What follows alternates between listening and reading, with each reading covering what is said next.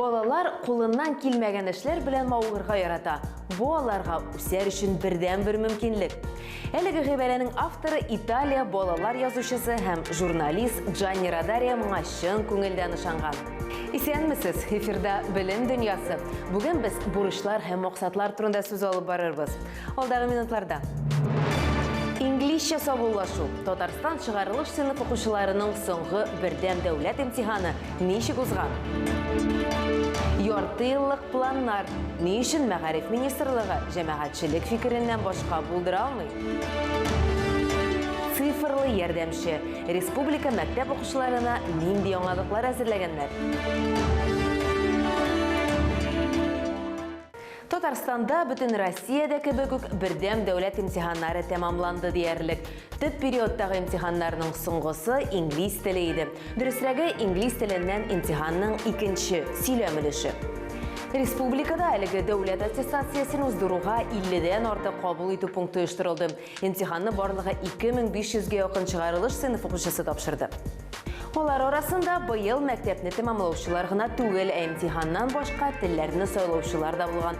Татарстан мәктәп укучылары тагын нинди чит телләргә өстенлек бирә? Хәбәрчебез Мәрсилә Искәндәрова белеште.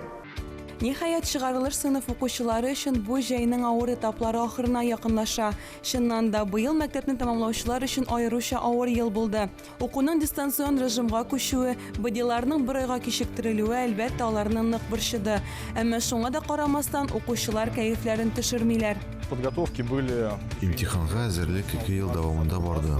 Мин 10-нчы сыйныфтан шөгыльләнә башладым. Репетиторлар белән әзерләндем. Авыр булды, чөнки спорт һәм имтиханга әзерлекне бергә алып барырга кирәк иде. Ләкин нигездә 2 ел эчендә мин бу фәнне яхшы үзләштергәнмендер дип уйлыйм.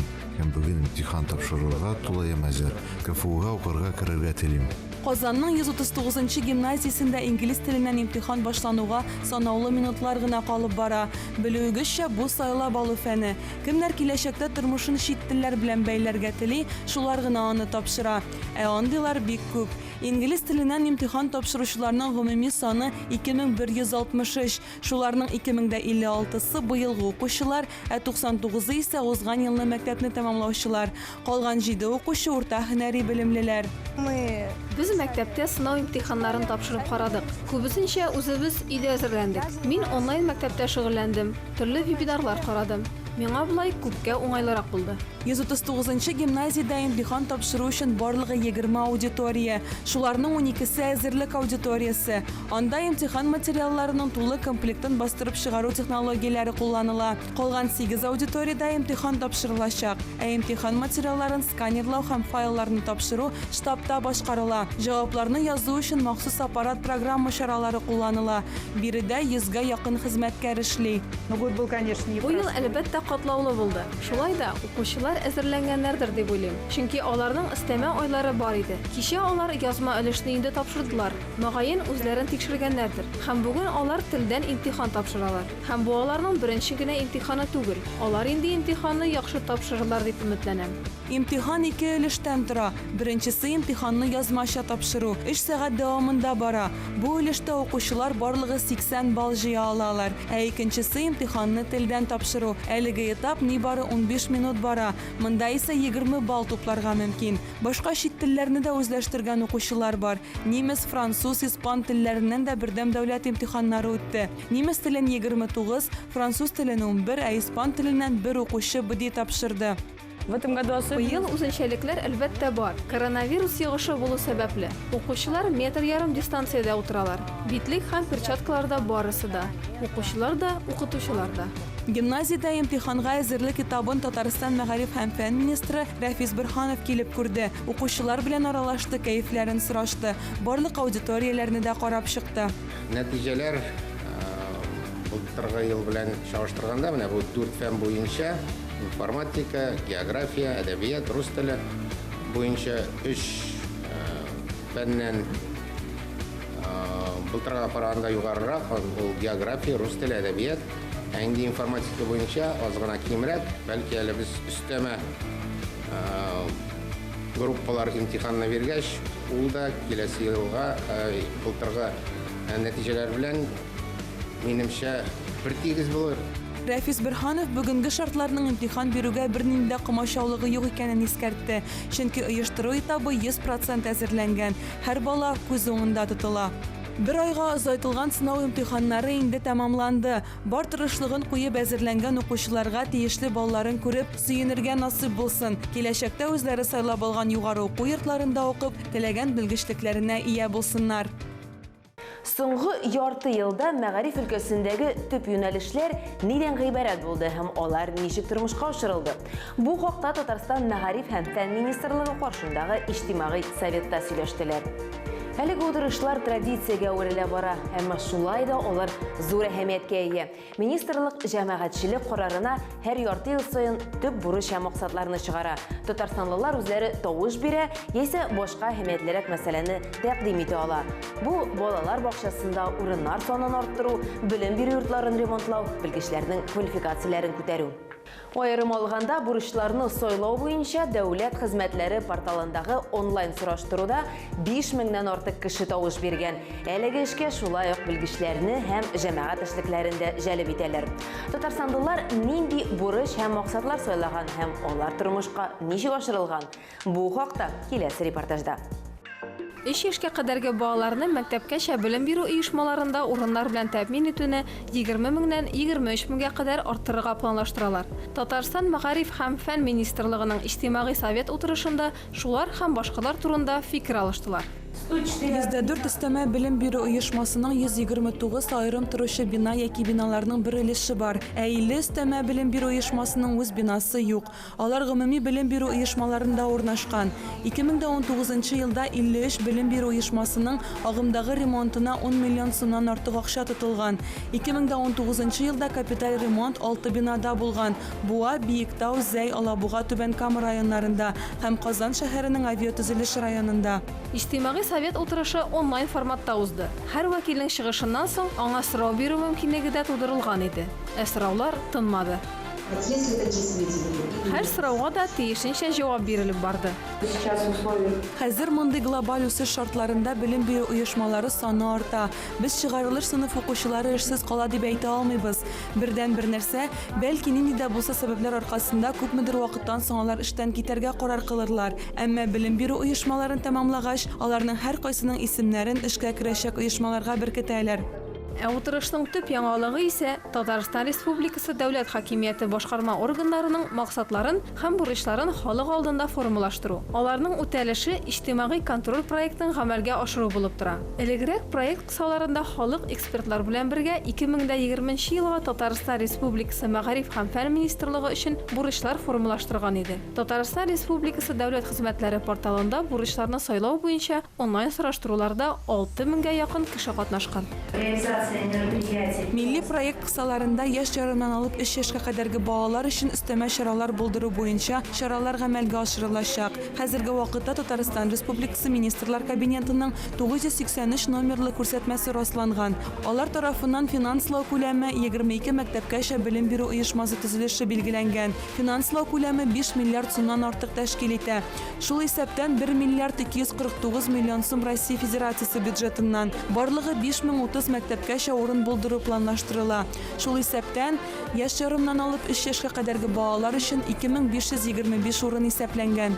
Тавыш бирүне исәпкә алып, 2020 елга күп кенә бурычлар һәм максатлар куелган. Капиталь ремонт таләп ителми торган мәктәпкәчә белем бирү оешмалары өлешен 73-тән 78%-ка кадәр арттыру. Татарстан Республикасы мәгариф һәм фән министрлыгының коррупциягә каршы сәясәтен тормышка ашыру гамәлләре турында хисаплар. Өстәмә белем бирү оешмаларының 100%-на үз биналары булуга анализ ясарга һәм өстәмә белем бирү мәгариф оешмаларында капиталь ремонт һәм реконструкция үткәрү буенча тәкъдимнәр көтеләчәк.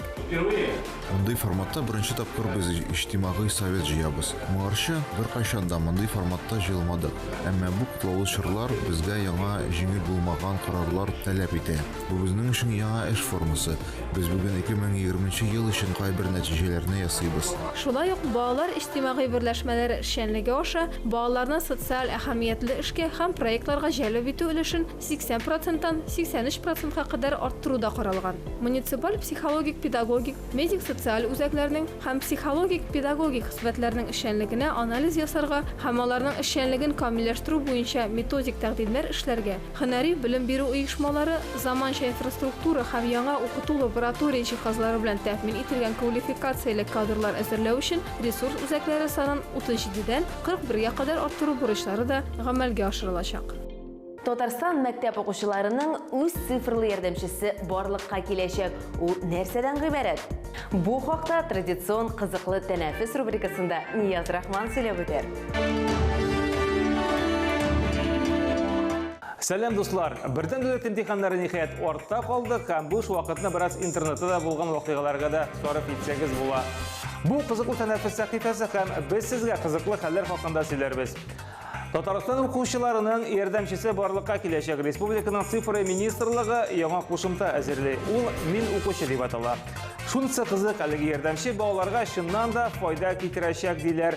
Министрлыкта ул билгеләрне карап барырга, көндәлек план төзергә, өстәмә түгәрәкләр хакында мәгълүмат җиткерергә булышырга тиеш.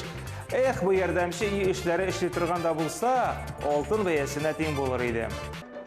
Алгебра, 6 примеров и 4 задачи. Физика, 3 параграфа. Каникул вакытында эшләргә яратучы мәктәп укучылары хакында бер сөйләгән идек инде. Менә тагын яңа геройлар. Тукай районы ярыш хуҗалыгында 14 укучы хезмәткә чыккан. Бер төркеме ындыр табагында, икенчеләре терлек карый, 4 укучы көтә икән. Әлеге малайлар сүзләренә караганда, көтүгә беренче тапкыр гына чыгулары түгел, алдагы елларда да шыбыркы шатлаталар. Кечкенәдән маллар янында үскәч, авырлыгын күрми яшь көтүчеләр. Эрнест, Эльвир, Руслан һәм Азат бушка ашаталар, әле акчасын да түлләр бит дип шаярталар. Спасибо тебе, Петров!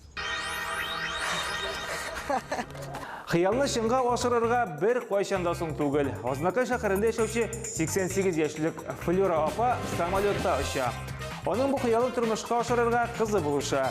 Шәһәр өстеннән очкан самолетны күреп, бер очып карыйсы иде дип кызыгып калган идем ди. Туган көнемә кызым уйламаганда шундый зур бүләк ясады дип уртаклаша Флюра әби. Теләк бар икән, күккә дә күтәрелергә була. Иң мөһиме, курыкмаска гына кирәк.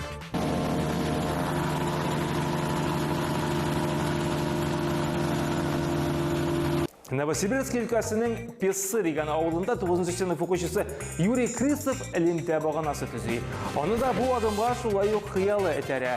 Баксаң, балай кечкенәдән җырчы булырга хыялына, тик менә начар интернет кына маңа киртә булып тора. Нәтиҗәдә ул көчәтте җайланмаларны кулланып 10 метрлы багана утырта. Бу эштә улдашлары да ярдәм итә. Хәзер Юрий куйган элемтә баганасы 3 йортка интернет тарата икән. Малай исә үзе яздырган җырлары интернет курсларга җибәреп танылу алмакчы. Бәлки яңа җырчы түгел, инженер һөнәре турында уйланырга кирәктер. Как же вы не понимаете, что при таком поступательном движении векторная сила будет стремиться к нулю? Все это бред! Бред! Вы же толкаете науку вспять! Сәхифәне күңелле хәбәр белән төгәллек әле. 1 сентябрьдә мәктәпләрдә уку гадәти форматта булачак. Бу хакта Россия мәгариф министры Сергей Кравцов хәбәр итте. Без барлык мәктәпләрдә дә ачылуга әзерләнәбез. Традицион линейкалар оештырылачак. 1 сентябрьдән традицион классик укыту формасы турында сөйләшәбез. Без дистанцион укытуны кертергә планлаштырмыйбыз ди ул. Шулай ук министр сыйныф җитәкчеләре 1 сентябрьдән 5000 сум күләмендә өстәмә түләүләр алачагын хәбәр итте. Димәк, яшибез һәм кыңгырау, шалтыравын көтәбез. Школа станет для вас родным домом на 11 лет. В школе вы узнаете много нового, интересного. Бүгенгә менә шулар иде. Булган яңалыкларыгызны, язмаларыгызны безгә дә җибәрегез. Очрашырбыз.